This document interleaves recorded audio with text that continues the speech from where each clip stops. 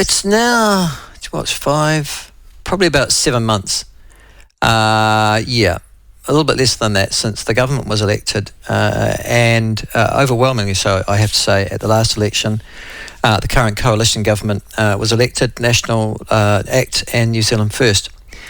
And one of the policies that they all had in common that they took to the electorate at the last election in October was on Maori wards, and their promise to repeal changes that the Labour Party had made in the previous 3 years, which essentially encouraged Maori wards to be added to all of local government in New Zealand, regional councils, city councils, district councils, unitary authorities, as a way of, that's a good question, as a way of interesting Maori in local government, because historically there hasn't been a particularly good return in terms of people voting. But also the argument was in terms of honouring the Treaty of Waitangi, or Te Tiriti o Waitangi as it's now known, because of course the English version somehow died in a ditch. Now, somebody who was in charge of that, and somebody who took a particular interest in Maori wards and in Maori issues in general, and as I understand, champion Maori wards, was a former mayor of New Plymouth District Council, and he joins us now, Andrew Judd. Andrew, welcome to the show. Good morning to you. Good morning, Michael. How are you? Now, let's give a little bit of background for you, for our callers, for our listeners first of all. You were the mayor of New Plymouth prior to the one we've got at the moment, is that right? Neil Holdham. Yeah, I was elected in 2013, so I had done 9 years in total on council, one term as mayor. 2013 was when I was elected. But previously to Neil Holdham. Right, okay. And so you'd had, so those 3 years, you'd done, 12 years on council, on the New Plymouth District Council? Sorry, no, 2 terms as a councilor, 1 term as mayor, 9 years in total. Okay, yeah. Cool, right. Now, Andrew, you have made a significant number of public statements over the last decade, I guess, on your conversion from being what you describe as a white racist into somebody who is what you consider to be much more of a modern New Zealander, and somebody who appreciates and recognises and respects the contribution of Maori to this country. And my understanding is you became a very strong supporter of Maori wards. What happened in New Plymouth? What was the New Plymouth experience prior to the law change that the Labour government introduced? Yeah, so one of the first real challenges I had in my mayoral position was a representation review. As you recall, every 6 years all councils, of course, are required to undertake a review of its representative model. New Plymouth, for ages, it had a combination of city and rural wards, and throughout the process of our term, Te Atiawa at that time was going through treaty settlement with the Crown. Iwi leaders pretty much said to me, look, we're about to be a main player. Let's work together. Let's utilise the settlement so we can move from grievance to participation. And one of those options, of course, is the establishment of a Māori ward, which at that time I thought, well, yeah, let's do that. And as you know, we managed to do that and pass it. However, that decision triggered an angry response from our community.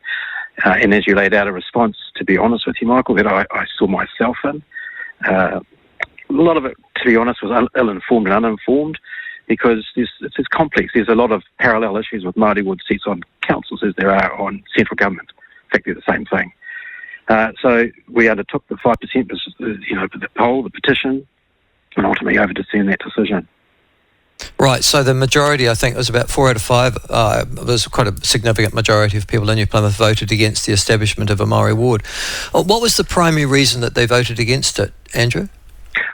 Well, just on the numbers, numbers, as you know, you can always twist numbers. It was actually less than 50% of those that of eligible voters actually participated in the poll. Yeah, it was about 45% voted. So it was 83% of 45% or so that voted. It was a range. And of course, not unexpected, same sort of rhetoric we hear today, Michael. It's undemocratic, stand like everybody else, special privilege, etc., etc. So can I just at this point, just lay out and just dispel a few of those myths. Māori ward seats on a council are exactly the same as Māori seats in Parliament. That is, you're voted from the Māori electoral roll. So it still remains one person, one vote. It's not, it's not a given seat. The previous government, all they removed in legislation was this ability to petition the Māori seat. They did not mandate a seat for Māori. Councils still get to determine that, and councils do that through consultation, and an elected body make that decision. What triggers me, and still to this day triggers me, Michael, is the fact that only that Māori seat can be petitioned, and so I find that abhorrent. Well, that's because all the other seats everybody can stand for, though, Andrew. That's why it's not petition. I mean, everybody who's a New Plymouth citizen can stand, A, for, I guess, election to your council, but B, everybody can vote for them, yeah? Well, that's because we have a treaty obligation, and the Māori electoral roll has been in existence for many years, just as we have, Michael, in Parliament. And the irony, that a little bit really, if we're honest, is New Zealand First at one point held all 7 Māori seats in Parliament. So please, Mr. Peters, tell us why they were great now they're not so good. And at the last election, National stood Māori and Māori ward seats for Parliament as well. But there's a difference here, and there is a fundamental difference. So, what you're trying to say to me is that, if Parliament does it, we can do it too. That's fair enough, but there hasn't been the same petition in New Zealand to get rid of Maori's seats as there were to create Maori's seats at local government. Yeah, I mean, obviously that's the case because I haven't seen any petitions run by New Zealanders to disestablish Maori seats in Parliament. But I have seen petitions, and obviously New Plymouth was aware of that, your council, Andrew, to create something new in the 21st century. At least those Maori seats go back to the 19th century as a way of giving Maori representation when they were given no representation at all. So there's a sort of a 150 or 170 year history there. Creating something out of nothing means you're trying to solve a problem. What was the problem you were trying to solve in New Plymouth by creating a Maori ward? Well, the problem actually, Michael, is the whole system is Eurocentric. So even the establishment of Māori ward seats from the get-go, and even the Māori ward seats in councils, have not been put forward by Te Ao Māori world. That's a European concept. So the problem actually is we say to councils and communities, by way of legislation, yes, you can meet the treaty obligation by establishing a voice for Māori at the table, but if you do, we're going to allow the majority who is non-Māori to actually decide whether you can or cannot do that. So that to me is personally fundamentally flawed, and actually, let's be honest, it's racist. It's actually standing on the rights of Māori to be treated with equality, their human rights, because no one else gets faced to that as Pākehā. We don't have a system where Māori can vote to remove Pākehā. So that there's a breach of te tiriti.